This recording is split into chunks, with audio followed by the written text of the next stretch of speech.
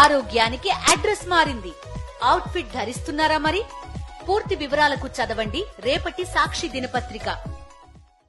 వరద నీరు వస్తుందని ముందే తెలిసినా ముంచేశారు. ఇది కీలకమైనటువంటి అంశం. ముందస్తు హెచ్చరికలు చేయకుండా, లోతట్టు ప్రాంతాల ప్రజలను రిలీఫ్ సెంటర్లకు తరలించకుండా బుడమేరు వరద నీటిని విడుదల చేయటం వల్లే విజయవాడ మునిగిందన్న ప్రతిపక్ష నేత వైఎస్ఆర్సీపీ అధ్యక్షుడు జగన్ చేసినటువంటి ఆరోపణలు నిజమని సంబంధిత అధికారుల మాటలు వింటే ఎవరికైనా తెలుస్తుంది. ఎస్, ముందుగా బుడమేరు గేట్లు ఎత్తేస్తున్నప్పుడు ప్రజలకు చెప్పాలి కదా. చెప్పకుండా ఎందుకు చేశారయ్యా అంటే అసలు బుడమేరుకు గేట్లే లేవన్నారు. ఎవరు? మన ముఖ్యమంత్రి గారు. మన దౌర్భాగ్యం ఏంటంటే బుడమేరుకు గేట్లున్నాయో లేని తెలియని వ్యక్తిని మనం ముఖ్యమంత్రిగా ఎన్నుకున్నాం. ఒకవేళ ఆయనకి తెలిసినా అబద్ధం చెప్పారా అన్నదే ఇక్కడ ప్రశ్న. ఇప్పుడు అత్యంత ముఖ్యమైన విషయానికి వస్తున్నాం. బుడమేరు గేట్లెత్తుతున్నప్పుడు దాదాపు 3.5 లక్షల నుంచి 4 లక్షల మంది ప్రజలపైన దాని ప్రభావం ఉంటుందని తెలిసినప్పుడు అధికారులు అప్రమత్తం కావాలా లేదా? నిజానికి ఇది ప్రభుత్వానికి సమాచారం ఉందా లేదా?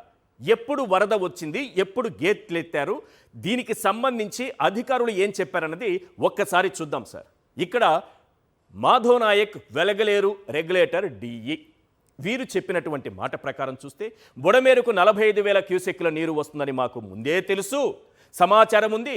ఆగస్టు 28వ తేదీ మధ్యాహ్నం ప్రభుత్వానికి సమాచారం ఇచ్చాం. మేము గేట్లెత్తినటువంటి 20 గంటల్లో విజయవాడకు వరద వస్తుంది, కానీ ఈ 20 గంటల సమయాన్ని ప్రభుత్వం ఉపయోగించుకోలేదు. 20 గంటల సమయం. గేట్లు ఎత్తడానికి సమాచారం ఇచ్చినప్పటి నుంచి, గేట్లు ఎత్తినప్పటి నుంచి విజయవాడను ముంచెత్తి 4 లక్షల మంది జీవితాలను బురదలో కూర్చేసినటువంటి రాష్ట్ర ప్రభుత్వం అధికారులు సమాచారం ఇచ్చినా పట్టించుకోలేదంటే అసలు ప్రభుత్వం ఉన్నట్టా లేనట్టా, ఉండి ఏం చేస్తున్నట్టు? ఈ ప్రశ్నలు బాధితులు అడుగుతున్నారు, సమాధానం చెప్పాలి. రైట్. ఇక ఆర్పి సిసోడియా గారు, రెవెన్యూ శాఖ ప్రత్యేక ప్రధాన కార్యదర్శి గారు ఏమన్నారంటే, ఇది వారి మాటల్లో వచ్చిందే, వారు చెప్పిన మాటలే మనం ఇక్కడ ప్రజెంట్ చేస్తున్నాం. వరద నీటి విషయం ఒకరోజు ముందే మాకు తెలుసు. 2 లక్షలకు పైగా కుటుంబాలను ఆ ప్రాంతం నుంచి తరలించడం కష్టం, అందుకే మేం ప్రజలకు చెప్పలేదు, వాళ్లను ముంచేశాం, 60 మందికి పైగా ప్రాణాలు తీసేశాం. క్లియర్గా చెప్తున్నారు.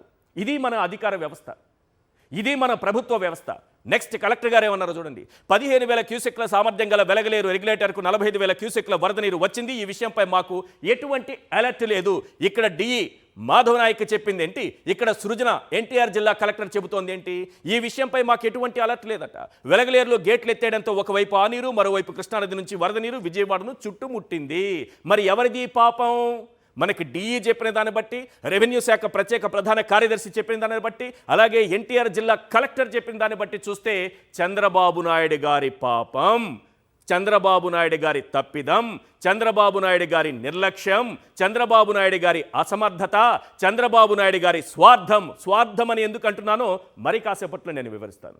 ఇదే కారణం అనేది చాలా క్లియర్గా అర్థమవుతోంది. 28న ఐఎండీ హెచ్చరించింది, పట్టించుకోలేదు సార్. 29న 2వ బులెటిన్ రిలీజ్ చేసింది, పట్టించుకోలేదు. 29, 30, 31, ఆగస్టు 31 వరకు అసలు ఈ ప్రభుత్వం నిద్ర లేవనే లేదు. ఆదివారం సెప్టెంబర్ 1 ఆ రోజు మధ్యాహ్నానికి నిద్ర లేచారు మన ముఖ్యమంత్రి గారు. ఏం జరిగింది? ఈలోపు జరగాల్సినటువంటి నష్టం జరిగిపోయింది. వరదలు వచ్చి 6 లక్షల మంది ప్రభావితమైతే వరద సహాయక చర్యలు చేపట్టడంలో చంద్రబాబు ప్రభుత్వం పూర్తిగా విఫలమైంది. ఇక్కడ మీకో విషయం చెప్పాలి. మొట్టమొదటిది నేషనల్ డిజాస్టర్ మేనేజ్మెంట్ అథారిటీ. దీని మాన్యువల్ ప్రకారం వరద వస్తున్నప్పుడు, గేట్లెత్తుతున్నప్పుడు చేయాల్సిన మొట్టమొదటి పని ఏంటి?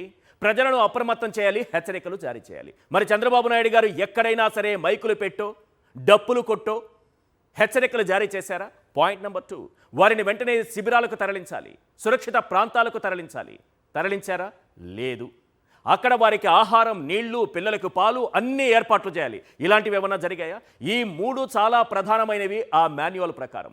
ఇందులో ఏ ఒక్కటి కూడా చంద్రబాబు నాయుడు గారు చేయలేదు, పట్టించుకోనే లేదు. ఎందుకంటే నిర్లక్ష్యం. అంతకంటే ముందు ఆ తరువాత ఎందుకు రంగంలోకి దిగారనేది, ఆయన స్వార్థం ఏంటనేది కూడా నేను క్లియర్గా వివరిస్తాను. ఇప్పుడు ఈ వర్షాలు వచ్చిన తరువాత, వరదలు వచ్చిన తరువాత, ఇన్ని లక్షల మంది జీవితాల బురదలో కూరుకుపోయిన తరువాత కూడా ప్రభుత్వం పూర్తిగా విఫలమైంది. శనివారం నుంచే భారీ వర్షం కురుస్తున్నా పట్టించుకోకుండా ఆదివారం సాయంత్రం దాకా బయటకు రాకుండా చంద్రబాబు తాత్సారం చేశారు. తీరా స్వార్థం అన్నాను కదా నేను, ఇది అసలైన పాయింట్. తీరా తన ఇల్లు మునిగాక తప్పనిసరి పరిస్థితుల్లో బయటకు రావాల్సి వచ్చింది. తర్వాత కవర్ చేసుకోవడానికి విజయవాడ కలెక్టర్ కార్యాలయాన్ని సీఎంఓగా మార్చుకున్నారు. అంటే ముఖ్యమంత్రి కార్యాలయంగా దాన్ని మార్చుకుని పరిస్థితి పూర్తిగా అదుపులోకి వచ్చాకే ఇక్కడి నుంచి వెళ్తానని ఒక పెద్ద బిల్డప్ క్రియేట్ చేశారు. ఎస్, వరద సహాయక చర్యలు చేపట్టకుండా అధికారులు, ప్రభుత్వ యంత్రాంగం మొత్తం కూడా తన చుట్టూ తిప్పుకున్నారు. ఫలితంగా కనీసం మంచినీళ్ళు ఇచ్చే వాళ్ళు కూడా లేకుండా బాధితులు బాధపడ్డారు. ఇది మనకి ఫోటోలు కావాలి, మనకి వీడియోలు కావాలి, ఎల్లో మీడియాలో ప్రచారం కావాలి. ముఖ్యమైన విషయం ఏంటంటే బురదలో కూరుకుపోయినటువంటి ప్రజల జీవితాలు ఎక్కడా చూపించకూడదు. చంద్రబాబు నాయుడు గారు బురదలో నడిచిపోతున్నటువంటి ఫోటోలు, వీడియోలు మాత్రమే బయటకు రావాలి. వాళ్ళ కష్టాలు ఎక్కడా కనిపించకూడదు. చంద్రబాబు వారి కోసం కష్టపడుతున్నారే, ఆ ఫోటోలు, వీడియోలు మాత్రమే బయటకు రావాలి. ఇది చంద్రబాబు నాయుడు గారు వేసుకున్నటువంటి ప్లాన్. ఇప్పుడు అత్యంత కీలకమైనటువంటి అంశం, ప్రజలను రిలీఫ్ క్యాంపులకు చేర్చడంలో కూడా ప్రభుత్వం విఫలమైంది. అసలు రిలీఫ్ క్యాంపులు ఎక్కడ పెట్టారు, ఎన్ని పెట్టారు, ప్రభుత్వం ఏమైనా చెప్పిందా? 6 లక్షల మంది పైన ప్రభావం అంటున్నారు కదా, ప్రత్యక్షంగానో పరోక్షంగానో. ఇందులో ఆఖరికి వాళ్ళు రిలీజ్ చేసినటువంటి బులెటిన్ ప్రకారం, వాళ్ళు ఇచ్చినటువంటి ఆధారాల ప్రకారం చూస్తేనే 1400 మందిని తరలించామని చెప్పుకున్నారు సార్. సిగ్గుచేటు సార్. 6 లక్షల మందికి అయితే యుద్ధ ప్రాతిపదికన బోట్లను తెప్పించి బాధితులను బయటకు రప్పించలేకపోయింది. కొందరు బాధితులు ప్రైవేటు బోట్ల వారికి 10,000కు పైగా చెల్లించి, అంటే డబ్బున్న వాళ్ళకి ఒకటి, డబ్బు లేని వాళ్ళకి 10,000 రూపాయలు ఇచ్చి బోట్ల ద్వారా ఎలా పోతారు సురక్షిత ప్రాంతాలకు? చంటి బిడ్డలు, ముసలి వాళ్ళు తీవ్ర ఇబ్బందులు ఎదుర్కొన్నారు. కొందరు జ్వరాలతో బాధపడుతూ వైద్యం అందక నీటిలోనే రోజుల పాటు అల్లాడిపోయారు. కేవలం ప్రధాన సెంటర్లు, గల్లీలలో ప్రజలకు మాత్రమే సహాయం అందగా లోపలి ప్రాంతాల్లో ఉన్నటువంటి ప్రజల ఆర్తనాదాలు ప్రభుత్వం చెవికి గాని, అధికారుల చెవికి గాని వినబడలేదు, చేరలేదు. 4-5 రోజుల పాటు ఇళ్ల నుంచి వరద నీరు బయటకు వెళ్ళకపోవడంతో విలువైన వస్తువులు, సామగ్రి పూర్తిగా వరద పాలైంది, బురద పాలైంది. ఒక్కో ఇంటికి 1 లక్ష నుంచి 3 లక్షల వరకు నష్టం జరిగింది. ఈ రోజు వరకు చంద్రబాబు నాయుడు గారు ఏమైనా మాట్లాడారా? 60 మందికి పైగా ఈరోజు మరణించారంటున్నారు. ఒక్క కుటుంబానికైనా చంద్రబాబు నాయుడు గారు ఎక్స్గ్రేషియా ప్రకటించారా? లేదు. రైట్, నేను కొన్ని దృశ్యాలు చూపిస్తాను, హృదయ విదారకమైనటువంటి దృశ్యాలు. ఒక్కసారి నిజంగా ఇలాంటివి చూడాల్సి వస్తుందా?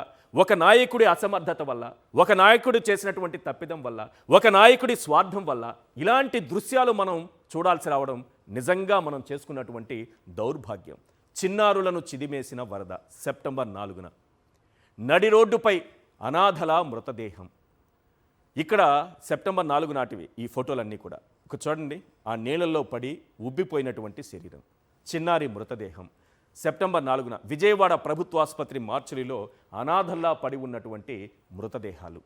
బిడ్డకు కడసారి స్నానం చేయిస్తూ బోరున విలిపిస్తున్న తల్లి. ఎంత చిన్న బిడ్డ చూడండి. విజయవాడ ప్రభుత్వ ఆసుపత్రి మార్చురీలో ఉంచినటువంటి వరద బాధితుల మృతదేహాలు, కనీసం అంత్యక్రియలకు కూడా నోచుకోలేనటువంటి మృతదేహాలు. ఆ కుటుంబాలు ఎంతలా విలవిలలాడిపోయి ఉంటాయి. ఎవరిది పాపం? ఎవరు చేసినటువంటి తప్పిది? ఎక్కడ తప్పు జరిగింది? క్లియర్గా అర్థమవుతోంది కదా ఏం జరుగుతోందనేది. ఈ దృశ్యాలు కొన్ని ఫోటోలు మాత్రమే మీ ముందుంచాను సార్. కొన్ని వేలు, లక్షలు ఇలాంటి దృశ్యాలు మనం చూడాల్సి వస్తుంది. ఎస్, ఇంకా అత్యంత ప్రధానమైన అంశం, చాలామంది ఉన్నారు సార్, ఆకలి చావులు వినిపించాయి. కడుపు తరుక్కుపోతోంది మాట్లాడుతుంటే, కళ్ళల్లో నీళ్లు సుడులు తిరుగుతున్నాయి సార్. ఒక్కసారి చూడండి, 10ల సంఖ్యలో వెలుగు చూస్తున్న మృతదేహాలు. మొన్న 32, నిన్న 15, మొత్తం 47. ఇది ఎప్పుడు? సెప్టెంబర్ 5 నాటి వార్త. సెప్టెంబర్ 5న తోపుడు బండే స్ట్రెచర్, బల్ల బండి మీద వృద్ధురాలని ఆసుపత్రికి తరలిస్తున్న కుటుంబ సభ్యులు. వృద్ధురాళ్ళు, అలాగే గర్భవతులు హాస్పిటల్కు వెళ్ళలేక, ఆ నీళ్ళల్లో ఉండలేక ఎంతమంది నరక యాతన అనుభవించారంటే ఇది చెప్పుకుంటూ పోతే ఒక పెద్ద చరిత్ర. చంద్రబాబు నాయుడు గారి తప్పిదాన్ని ఒక పెద్ద చరిత్రగా, ఒక గ్రంథంగా రాసుకొని పోవచ్చు. సర్టిఫికేట్ కోసం వెళ్ళినటువంటి విద్యార్థిని మింగేసిన వరద, ఇంట్లో సర్టిఫికేట్స్ నానిపోతున్నాయి. వాటిని తెచ్చుకోవడానికి వెళ్ళినటువంటి విద్యార్థి మరణించారు. ఇలా ఒకరు కాదు, ఇద్దరు కాదు, 60 మందికి పైగా మరణిస్తే సముద్రంలోకి కొట్టుకుపోయినటువంటి మృతదేహాలు ఎన్నన్నది ఈ రోజుకి లెక్క తేలడం లేదు. కొంతమంది మాట్లాడుతున్నారు, మా చుట్టూ దాదాపు 50 నుంచి 60 మృతదేహాలు చూస్తున్నాం సార్ అని. చూస్తున్నామని, కళ్ళతో చూస్తున్నామని చెబుతున్నారు. అటువంటి దారుణమైన పరిస్థితులు. కనీసం ఈనాటికి కూడా వారి ఆకలి కేకలు అలాగే కొనసాగుతున్నటువంటి పరిస్థితి కనిపిస్తోంది. రైట్.